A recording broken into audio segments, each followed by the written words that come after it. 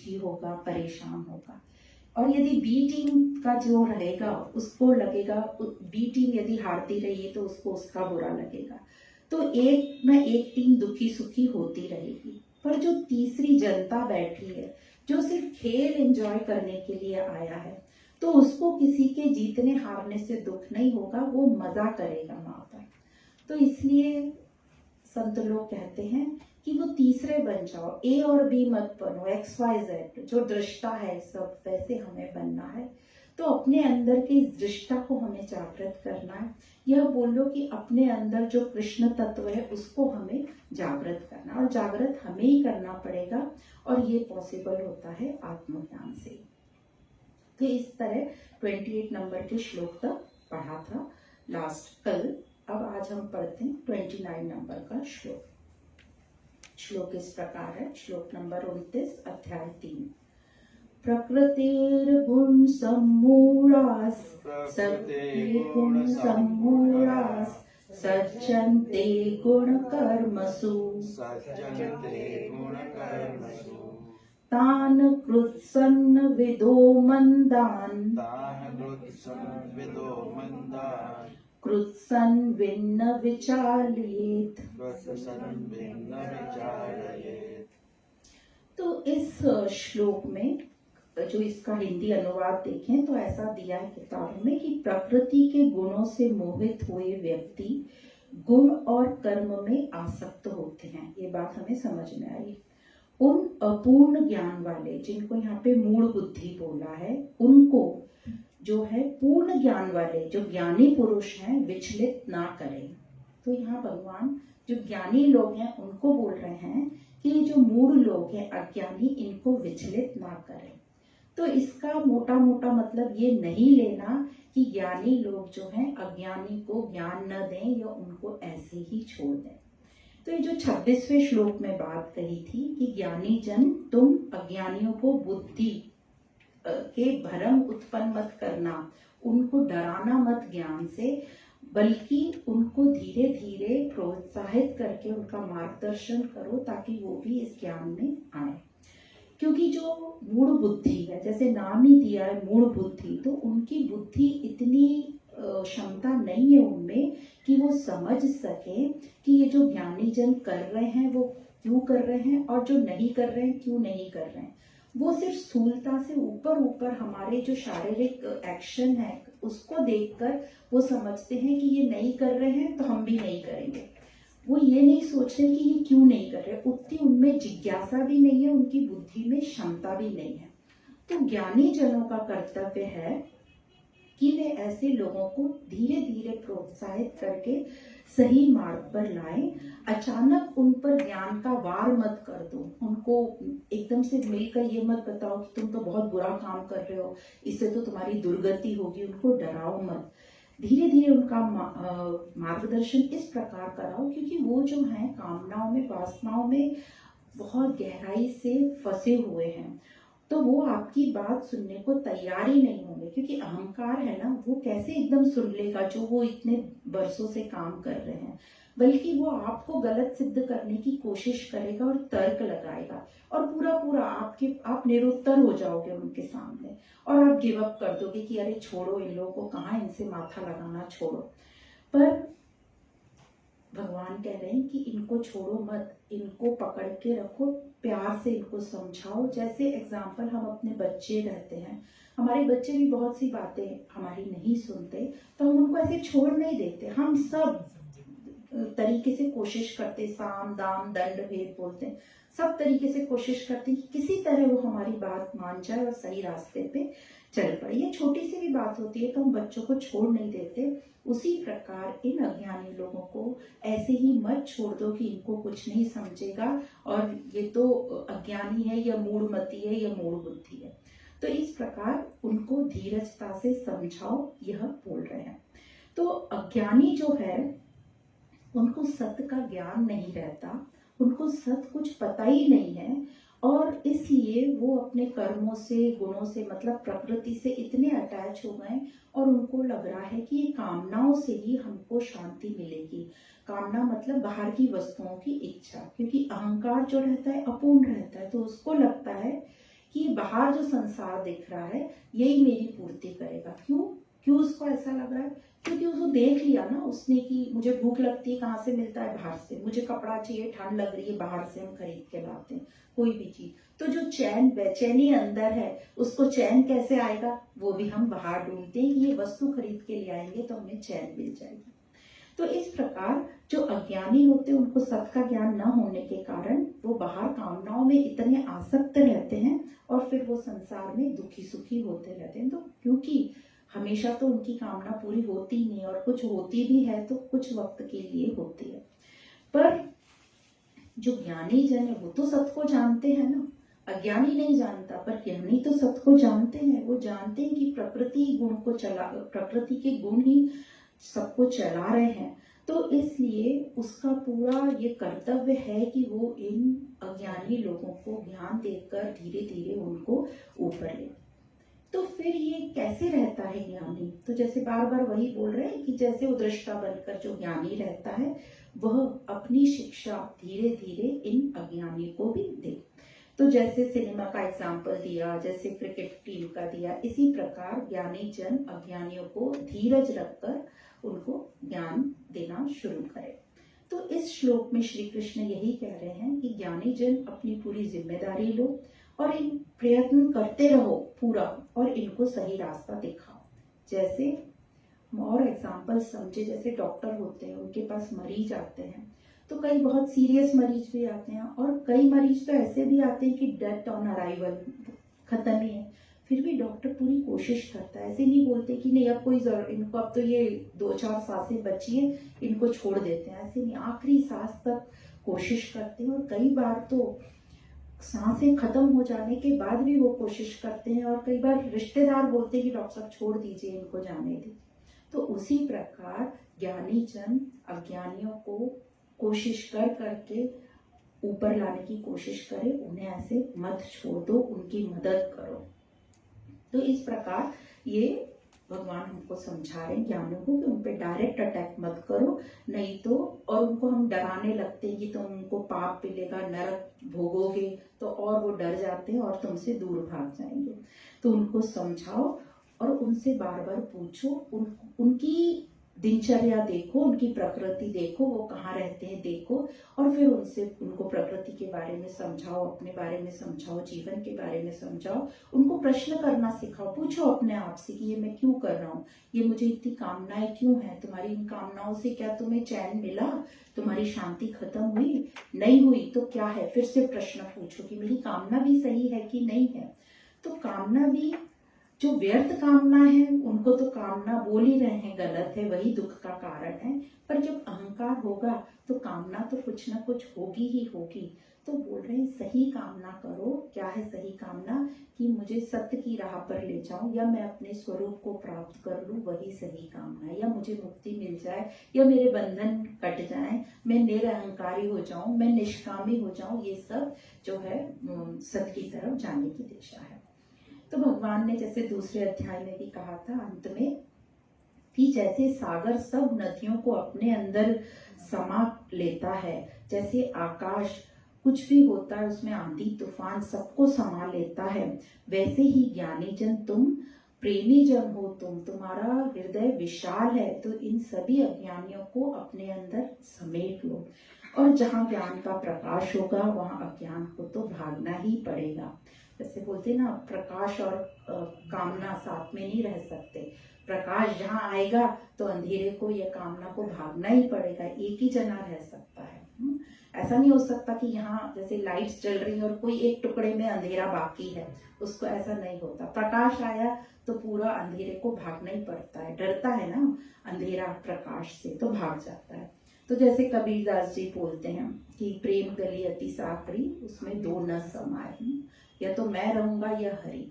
तो वही ज्ञानी जन को बोल रहे हैं कि उन अज्ञानियों का अज्ञान तुम भगाओ और तुम बैठो उसमें, मतलब सत्य को बिठा दो। तो इस प्रकार ये 29 नंबर के श्लोक में हमने पढ़ा, जहाँ भगवान ज्ञानियों को बोल रहे हैं कि इन अज्ञानियों को विचलित मत करो। तो इसका उल्टा अर्थ बिल्कुल मत लेना कि उन्होंने कहा इन अज्ञानियों को छोड़ दो, नहीं नहीं नहीं, उनको हमें ज्ञान देना है, उनको आगे लाना है जितना भी हमसे बन पड़े।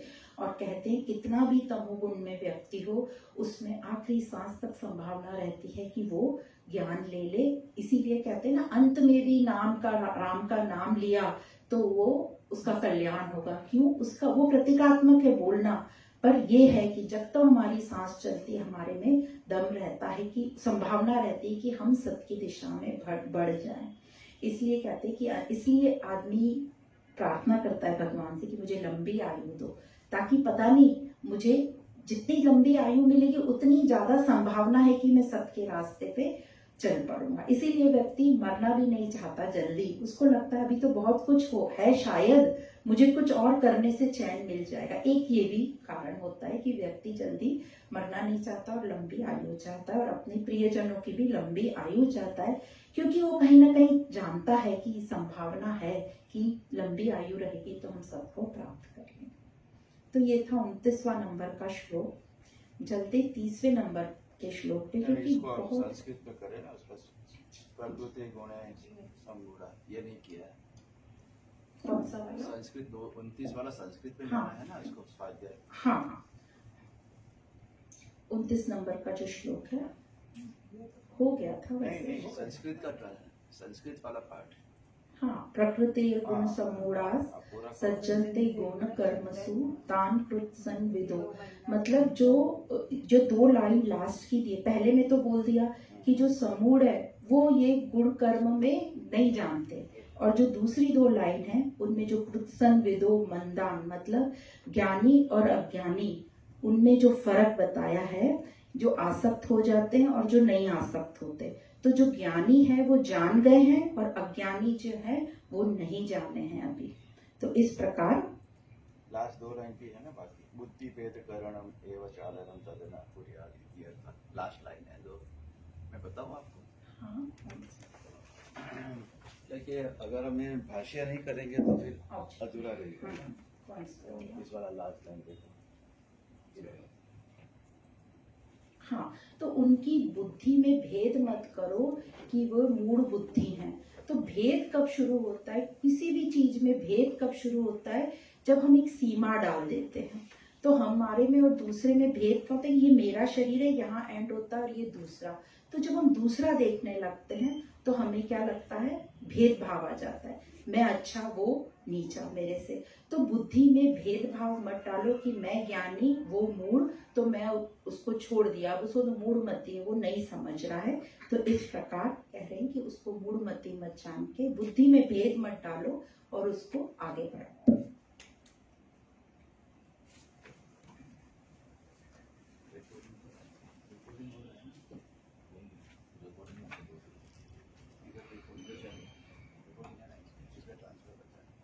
अब श्लोक नंबर 30वां ले लेते हैं। मयि सर्वाणि कर्माणि सन्न्यस्याध्यात्मचेतसा निराशी निर्ममो भूत्वा युध्यस्व विगतज्वरः। तो यहाँ पर श्री कृष्ण कर्म किस प्रकार करना है, तो जो हम अज्ञानियों की अभी तक बात कर रहे थे कि उनको बंधन है, कामना है, वो दुखी सुखी रहते हैं, तो इस श्लोक में बता रहे हैं कि अज्ञानी क्या करेगा कि उसके कर्म बंधन से वो मुक्त हो जाए। तो वो कह रहे हैं सभी कर्म व कर्म के फल इस विवेक बुद्धि द्वारा मुझे अर्पण कर दो। और फिर कहते हैं निराशी निर्मम ताप रहित होकर, विगत ज्वर को बोला है, ताप रहित होकर युद्ध कर। तो जैसे 28 श्लोक में बताया कि सब कुछ प्रकृति कर रही है, प्रकृति ही चला रही है, गुणा गुण वर्तन्ते। फिर बोला तत्वज्ञ के बारे में बता दिया कि तत्वज्ञ कौन होते हैं, जो इस ज्ञान को ठीक प्रकार से जानते हैं। वो ये भी जानते हैं कि ये जो प्रकृति में सब हो रहा है इसमें बोध कहीं नहीं है। जैसे मनुष्य का जन्म जो होता है संयोगवश जन्म हो गया, इसमें कुछ बोध की बात नहीं है। फिर जो बच्चा बड़ा हुआ, बूढ़ा हुआ, यहाँ तक सब प्राकृतिक क्रियाएं चल रही हैं, इसमें मनुष्य की अपना बोध कहीं नहीं है। तो तो ये जो सब प्राकृतिक हैं और प्रकृति अपनी गति से चल रही है, पर अज्ञानी लोग इसको अपना मान लेते हैं कि मैं करता। और आत्मज्ञान यही बता रहा है कि तुम करता कहीं पर भी नहीं हो। और ये बात अज्ञानी और ज्ञान अज्ञानी तो जाना नहीं, पर ज्ञानी जो है अच्छे से जान गया कि कर्म जो है सब गुणों से हो रहे हैं। तो ये जान लेना कि जैसे ये पूरी प्रकृति चल रही है गुणों से, वैसे ही मेरे अंदर की जो प्रकृति है वो भी गुणों से ही चल रही है। बाहर जैसे दूसरों का, प्राणियों का शरीर चल रहा है, वैसे ही मेरा भी चल रहा है।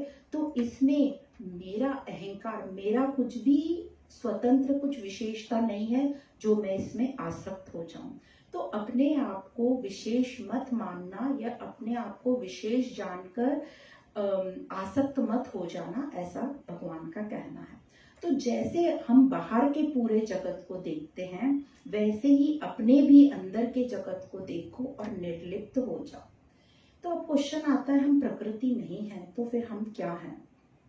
तो पहले एक श्लोक में बता भी दिया कि हम प्रकृति नहीं है तो हम क्या हैं? प्रकृति से परे हैं। हम सत्य हैं, आत्म स्वरूप हैं, पर हमने गलती से अपने आप को प्रकृति मान लिया। यह भी बता दिया कि तुम तत्ववितु महाबल महाबाहो, मतलब तुम्हारे में काफी बल है, संभावना है, इस सत्य को जान लो। तो इस श्लोक में कृष्ण बता रहे हैं कि किस प्रकार ये कर्तापन हमारे में न रहे और हम जानकर अकर्ता बन जाए।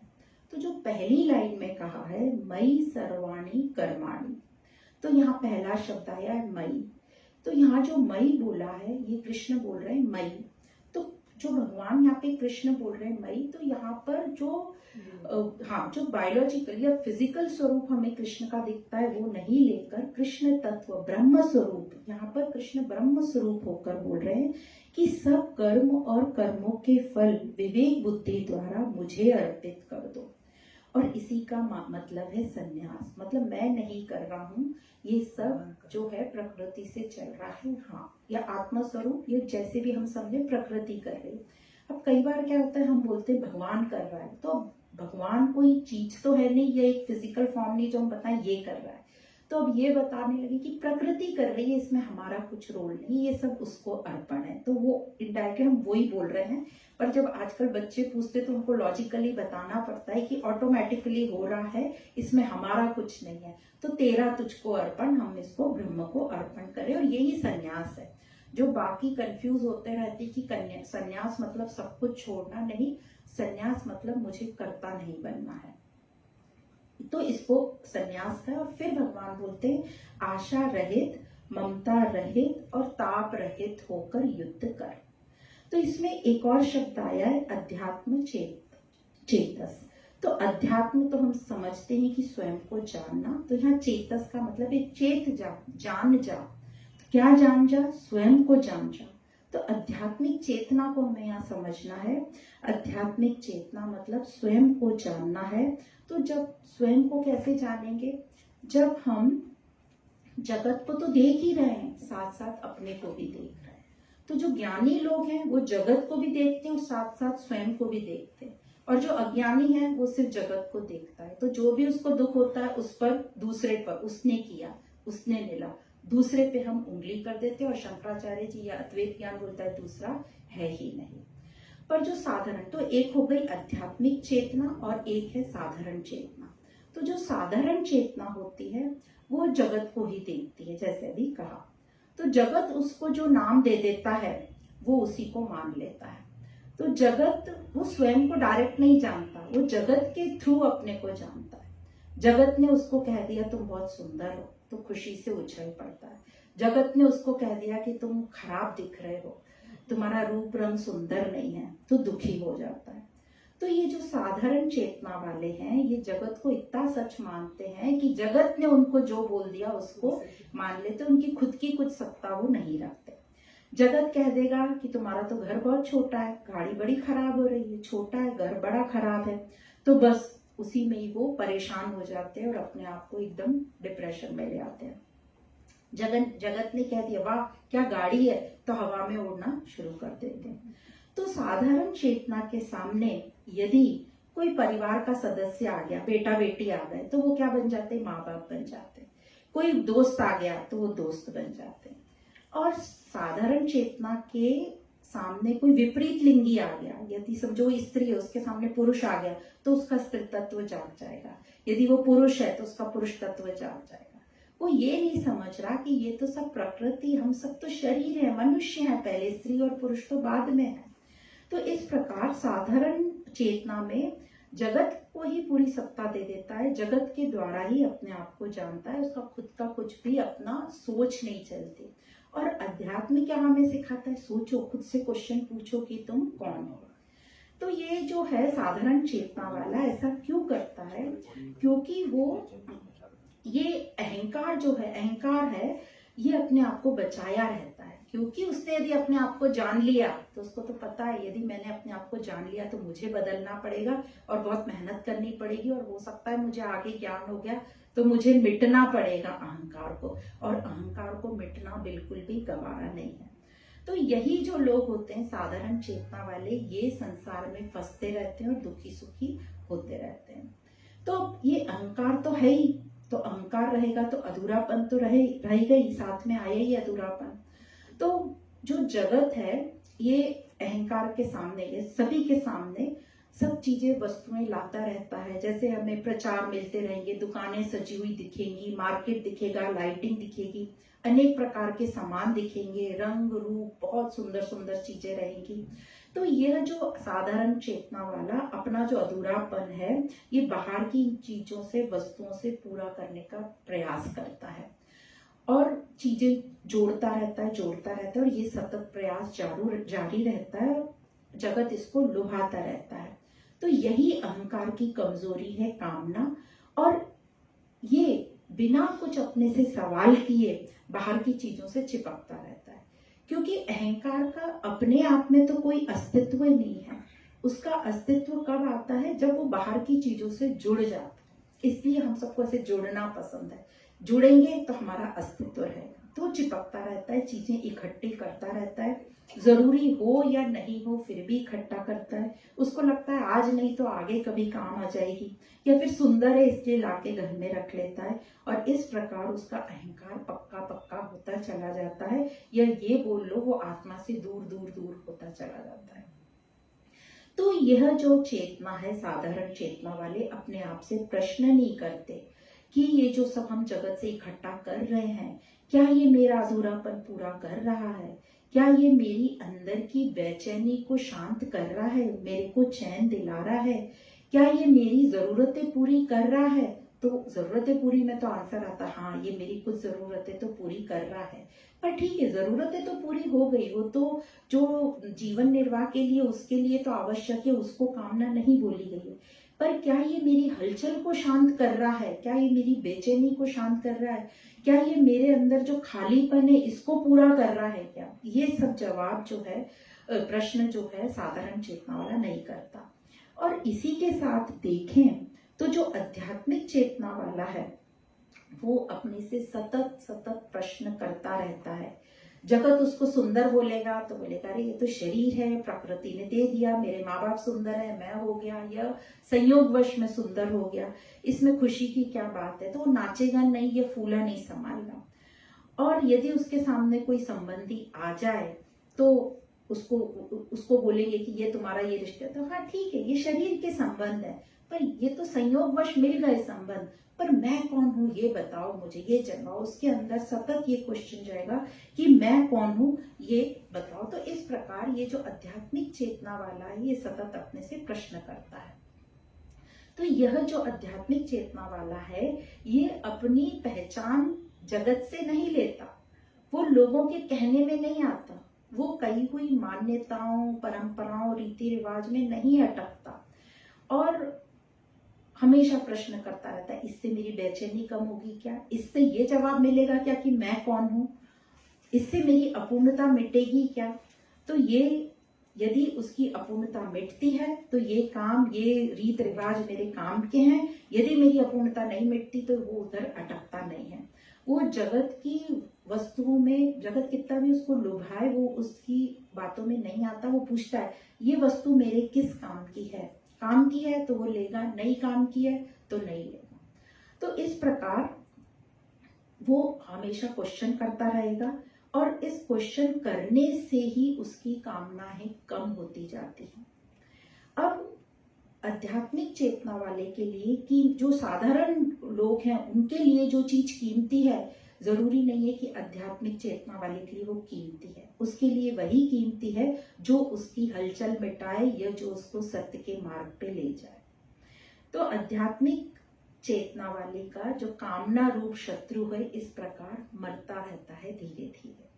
तो साधारण चेतना वाले बटोरने में लगे रहते हैं और जो आध्यात्मिक चेतना वाले हैं वो हटाने में, निकालने में लगे रहते हैं। आध्यात्मिक चेतना वाला अपने आप को देखता रहेगा, स्वयं को अंदर खोजता रहेगा और साधारण चेतना वाले बाहर वस्तुओं में ढूंढते रहेंगे, या तीर्थ स्थानों में ढूंढेंगे, या यात्रा या उपवास व्रत परंपराओं में अपने आप को ढूंढते रहेंगे। तो इस प्रकार आध्यात्मिक चेतना वाले का जो कर्तापन है वो मिटता जाता है और व्यर्थ की कामनाएं भी त्याग होती जाती है। तो जैसे बोला, हर कामना, अधिकतर तो कामनाएं व्यर्थ होती हैं, पर जो सही कामना, जिसको कामना नहीं बोलेंगे पर आएगी कि मुझे मुक्ति की कामना है, मुझे बंधन छुड़ाने, वो कामनाएं अच्छी होंगी और वो रहेंगी रहेंगी, क्योंकि अहंकार जब तक है ये कामना रहेगी। जैसे ही अहंकार मिट जाएगा तो ये कामना खत्म हो जाएगी। तो इस प्रकार प्रश्न पूछते रहने से अज्ञान मिटता है और हमारी कामनाएं भी मिटती है। और इस प्रकार यह भी समझ आता है कि जो साधारण लोग जो कर्म करते हैं उसका कारण क्या है, आत्मज्ञान का अभाव, या आत्मज्ञान न होने के कारण, या आध्यात्मिक चेतना न होने के कारण वो व्यक्ति आसक्ति में, लालच, भय, ये जो सब साथ में ही आ जाते हैं, उनके साथ वो जीता जाता है और वासना से उसके कर्मों की शुरुआत होती है। और कहीं उसको आत्मज्ञान उसने लिया नहीं, तो यही कामना करते करते करते उसका जीवन चलता रहता है और ये ज्ञान न होने के कारण पूरा जीवन व्यतीत हो जाता है और वो कामनाओं के ही इसमें चक्कर में फंसा रहता है, पर उसको पूर्णता कभी भी नहीं मिलती, बल्कि वो दुखी ही होता रहता है, डरा हुआ रहता है। दुखी क्यों रहता है? क्योंकि कुछ कामना पूरी होती, कुछ नहीं होती, तो हमेशा वो दुख को पकड़ के चलता है कि मैं दुखी हूँ। और अपूर्ण तो है ही, तो वो डरा हो, जो कुछ पूर्ण हो गया उसको भी डर लगता है कि ये मेरी कहीं छिन नहीं जाए।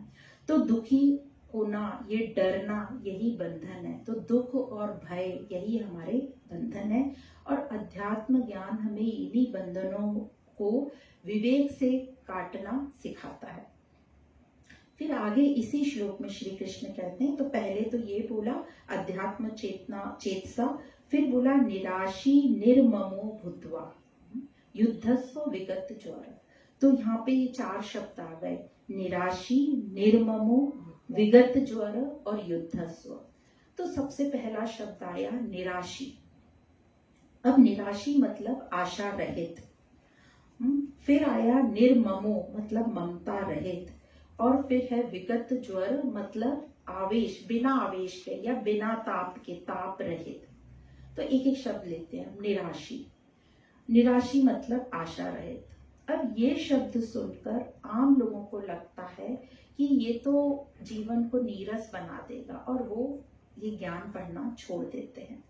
तो ये जो स्थूल शब्द में हम मीनिंग नहीं, इसका स्थूल मीनिंग नहीं जाएंगे, क्योंकि हम ये जहां भी हमें ये लगे कि ये तो स्थूल है और आशा रहित बोल दिया, नीरस है, ये तो छोड़ दिया। जब भी हमको ऐसी बात आए कि हाँ छोड़ना है या ये तो आशा रहित नीरस बता दिया, तो अपने आप को बोलो कि यह तो ये मुझे ठीक से समझ में नहीं आया, क्योंकि ये भगवान कृष्ण बोल रहे हैं, ये ब्रह्म की वाणी है, ये व्यवहारिक वाणी भी है, गीता व्यवहारिक है।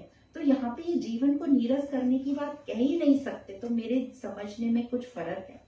तो इस बात को समझकर और फिर उसको ठीक से हमने समझना चाहिए। तो निराशी का यहाँ मतलब है आशा रहित। तो आशा हम कब करते हैं? भविष्य के लिए करते हैं कि कल अच्छा हो जाएगा, ये समय अच्छा कर देगा, ऐसी मुझे पूर्ण आशा है। तो कोई भी हम कर्म करते हैं और उसका फल आगे आता है, तो हम आशा करते हैं कि इसका फल अच्छा है। तो उनका ऐसा कहना है भगवान कृष्ण का कि हम कर्म को नहीं देखते और फल को देखते हैं, और फल पर निर्धारित करते हैं कि हम कौन सा कर्म करें। इसका मतलब हम फल को ज्यादा महत्व देते हैं। तो आमतौर पर ऐसा ही होता है ना, हम फल को सोचते हैं, इसका फल मुझे अच्छा मिलेगा तो करूंगा, इसका नहीं मिलेगा तो नहीं करूंगा। तो यदि फल मेरे हिसाब से नहीं है तो मैं नहीं करूंगा। तो फल की आशा करते हुए हम कर्म करते हैं। इसका मतलब हमने फल को बहुत महत्व दे दिया और कर्म के बारे में हमने सोचा ही नहीं। बल्कि अध्यात्म तो कभी भी भविष्य की बात करता ही नहीं है, वो तो आज की बात करता है, वर्तमान की बात करता है। और यहाँ पे कृष्ण कह रहे हैं हमको कि तुम कर्म की बात करो, फल की बात नहीं। कर्म इंपॉर्टेंट होना चाहिए हमारे लिए, पर आमतौर पे हम फल से आसक्त हो जाते हैं और उसकी बात करते हैं, और वही कर्म हम दोहराते रहते हैं और सोचते हैं समय अच्छा नहीं है, समय आएगा तो ठीक हो जाएगा। मतलब आशा रहती वही करेंगे, हम नहीं सुधरेंगे, पर शायद समय अच्छा आ जाएगा और समय हमारे को या मुक्ति दिला देगा या ज्ञान प्राप्त। कई लोग बोलते हैं ना, हमारा समय नहीं आया अभी ज्ञान सुनने का, हम वैसे ही रहेंगे, पर समय पे, आशा पे, भविष्य पे आशा डाल दी, इसलिए बोल रहे हैं आशा रहित होना। तो आत्मज्ञानी फल की आशा नहीं रखता, ये तो अज्ञानता वाले की बात हो गई। पर जो आत्मज्ञानी है वो फल की आशा नहीं रखता, वह कर्म देखता है। यदि कर्म सही है और बिल्कुल उपयुक्त है तो वो कर्म करेगा, चाहे कुछ भी हो, और उसका जो भी फल आएगा उसको मंजूर रहेगा। भले उसका जो फल है उसके लायक के नेगेटिव आए नहीं आए, तो भी उस फल को वो भगवान का प्रसाद मान के स्वीकार करेगा, क्योंकि उसको पूरा पता है कि मैंने कर्म ठीक किया है, ठीक प्रकार से किया। भले ही संसार वाले इस आशावादी शब्द को अच्छा मानते हैं, पर अध्यात्म जो है निराशी को ऊंचा मानता है। तो आशावादी को यही जो बार बार बता रहे, लगता है कि कर्म वही करते रहेगा, मैं नहीं बदलूंगा, समय बदल जाएगा। पर जो निराशी होता है, जो आशा रहित होता है, वो बोलेगा नहीं नहीं, मुझे बदलना है, मैं कुछ नया करना, नया बदलाव लाना चाहता हूँ। तो निराशी शब्द को भी, उसको उदासीन भी कहा है। तो उदासीन को भी लोग सोचते उदासीन, तो नॉर्मल जो उदासीन का मीनिंग है वो पकड़ लेते हैं, पर यहाँ उदासीन का मीनिंग है आशा रहित। मतलब फल के बारे में मत सोचो, भविष्य के बारे में मत सोचो, आज जो सही लग रहा है वो करो। तो फल के प्रति निराशी हो जाओ, उदासीन हो जाओ, ये था निराशी, उदासीन शब्द का मीनिंग। तो इसलिए बार बार बोलते हैं नीरसता मत सोचना, इससे नीरसता नहीं है। उदासीन और नीरसता का मीनिंग सेम नहीं है। उदासीन जो है निराशी और उच्च है, और नीरसता जो हम समझते रस रहित हो जाएगा हमारा जीवन। तो निराशी व्यक्ति ही अपने आप को बदलता है और नया निर्माण करेगा। वो सब मान्यताओं को, परंपराओं को भी खारिज कर देगा, पर वो अपने आप को बदलेगा। तो भगवान कह रहे निराशी होकर युद्ध कर, निराशी होकर कर्म कर, फल मत देख। अर्जुन जो फल देख रहा है बार बार, इससे ऐसा होगा, इससे ऐसा होगा, बोले तू कर्म कर, कर्म ठीक होना चाहिए। तो इस प्रकार निराशी जो है हमें भविष्य की चिंता से मुक्त करता है, व्यर्थ की आशा से मुक्त करता है। भविष्य में आशा है वो चिंता से हमें मुक्त करता है। फिर शब्द आता है निर्मम। निर्मम मतलब ममता रहित, मम शब्द है, मम मतलब मेरा। तो भगवान यहाँ बोल रहे हैं कुछ भी मेरा नहीं है। क्यों? क्योंकि यदि मेरा होता तो हमेशा मेरा रहता, हमेशा मेरा होता। ये जो शरीर है, ये जो घर परिवार है, पैसा गाड़ी है, आज भले ही वो मेरे हैं, पर इसके पहले, आज जो मैंने गाड़ी खरीदी, इसके पहले वो मेरे नहीं थे, और कुछ वर्षों बाद वो मेरे नहीं रहेंगे। तो इसलिए ये मेरा कैसे हो सकता है? जो बीच के कुछ समय के लिए मुझे मिला है यूज करने के लिए, या संयोगवश या प्रारब्ध बोलो, जो भी कारण है, तो ये मेरा कैसे हो सकता है? पर अज्ञान में हमको लगता है ये तो मेरा ही है। हमको कुछ समय भी मिलता है, उसी समय को हम सोचते हैं ये तो इमॉर्टल है, ये मतलब अमर है और ये मेरा है, तो ये तो चला ही जाएगा। और ये हम सब ने देखा भी है कि हर चीज को जाते हुए भी आते हुए, अपने साथ भले ही नहीं तो किसी न किसी के साथ इस संसार में देखा है। पैसे का आना जाना देखा है, शरीर का आना जाना तो हम रोज ही देखते हैं, मान सम्मान का आना जाना देखा है, घर का आना जाना देखा है, या घर को दूसरे के नाम पे ट्रांसफर करते हैं, अपने बच्चों के नाम पे या किसी के नाम पे। तो मेरा कैसे? तो यदि हम ये मेरा मेरा मानते रहे और वो छूट जाता है तो कितना गजब का दुख होता है। इसलिए जो ज्ञानी लोग होते हैं वो इस निर्मम रहते हैं, वो मेरा किसी को मानते ही नहीं, या ऐसा भी समझ लो कि दुख होगा जाने पे, ये भी ठीक है हमारे लिए, ऐसा मानकर भी हम रहे निर्मम तो ठीक है। तो ज्ञानी रहता इसी संसार में है, पर निर्मम होकर, ममता रहित होकर। तो इस प्रकार निर्मम होगा तो अतीत से जो रिश्ता है मेरा मेरा का जो रखा था, उससे हम आजाद होंगे। तो इस प्रकार हम जब मेरे को छोड़ेंगे, मेरा मेरा को छोड़ेंगे, तो हम मैं को जानेंगे, इस अहंकार को जानेंगे। तो निराशी और निर्मम, इन दो शब्द से हमारी भविष्य की चिंताएं मिटी, और अतीत में जो हमने जोड़ रखा था, मतलब भूतकाल की चीजों से भी हमारा रिश्ता खत्म होता है। तो जहां भगवान को कालातीत बोला गया है, गुणातीत बोला गया है, तो ये यहाँ पर दोनों चीजों का हमें मतलब समझता है। हम भविष्य से भी मुक्त हुए और हम भूतकाल या अतीत से भी मुक्त हुए।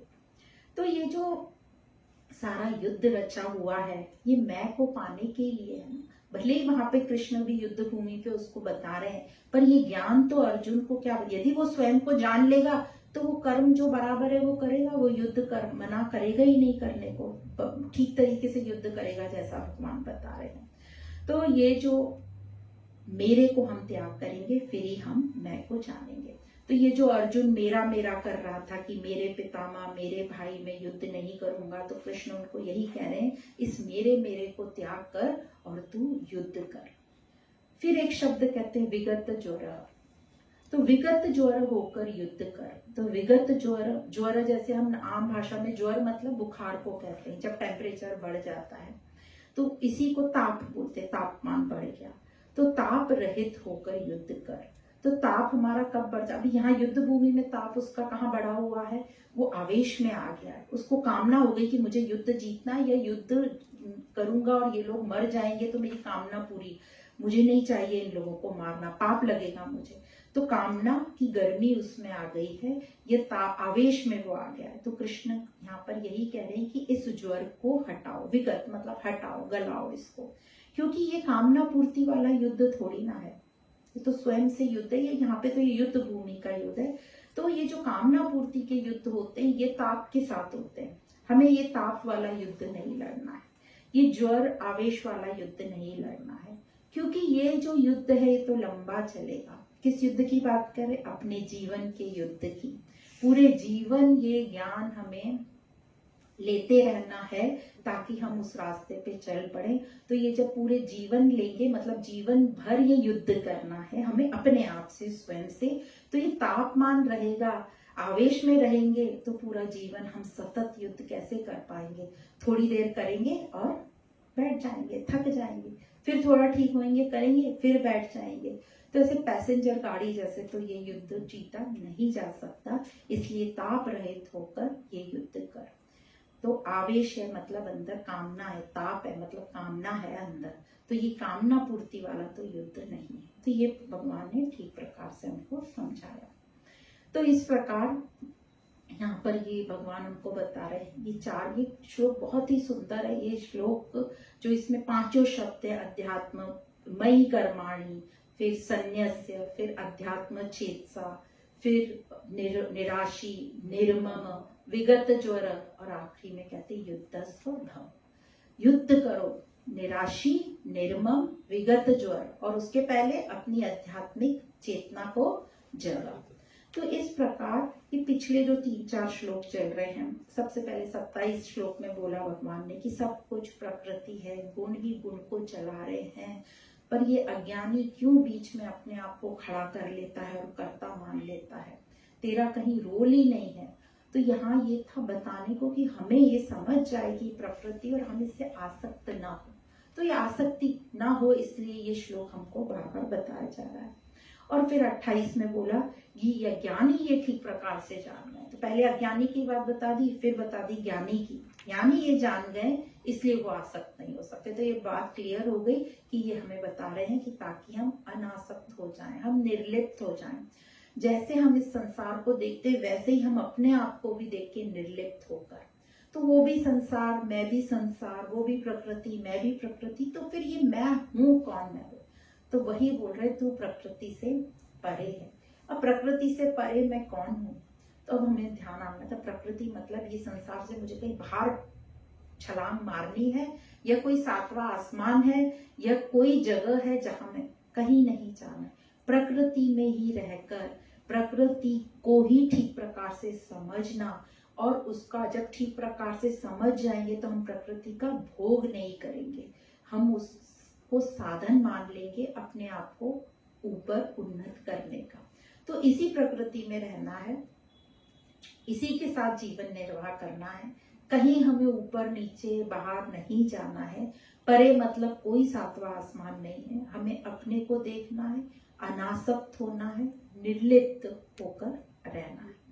फिर 29 में भगवान यही बता रहे हैं कि ज्ञानी लोग मूढ़ लोगों को ये मत सोचो, उनसे भेद बुद्धि मत करो कि ये तो मूढ़ है, इनको नहीं समझेगा, उनको ऐसे ही मत छोड़ दो, क्योंकि एक अकेला मुक्त होकर तो क्या करेगा, सबकी मुक्ति होएगी तो ही तो मजा है ना। एक अकेला मुक्त होकर क्या करेगा, बोले सबको हमें उस राह पर ले जाना है, इसलिए इन अज्ञानियों को भी हाथ पकड़ो, इनको ऊपर खींचो, कुछ नीचे से धक्का दो, कुछ ऊपर से खींचो, तो वो निकल ही जाएंगे। उन्हें डराओ मत कि तुम नरक में सड़ोगे, तुम पाप कर रहे हो, यदि तुमने जीवन का ये नहीं किया तो तुम्हारा बहुत नुकसान हो जाएगा। और हम बहुत सारी ऐसे शब्द यूज कर लेते हैं कि वो डर जाते हैं, तो उनको डराओ मत, उनको विचलित मत करो, उन्हें ऊपर उठाओ। और फिर 30वें श्लोक में बताया कि कैसे हम बंधनों से मुक्त होकर, निराशी होकर, निर्मम होकर और विगत ज्वर होकर इस जीवन का जो युद्ध है, हमारे सामने जो युद्ध है, उसको ठीक प्रकार से कर सकते हैं, और यही कर्म योग है। तो इस प्रकार यहाँ पर ये 30वां श्लोक होता है। आप सभी को धन्यवाद। ओम पूर्णमद पूर्णमिदं पूर्णात् पूर्णमुदच्यते पूर्णस्य पूर्णमादाय पूर्णमेवावशिष्यते। ओम शांति शांति शांति। शंकरं शंकराचार्यं केशवं बादरायणं सूत्रभाष्यकृतो वन्दे भगवन्तो पुनः पुनः। ईश्वरो गुरुरात्मेति मूर्तिभेदविभागिनि व्योमव्याप्तदेहाय दक्षिणामूर्तये नमः। ओम शांति शांति शांति। हरि ओम श्री गुरुभ्यो नमः। हरि ओम।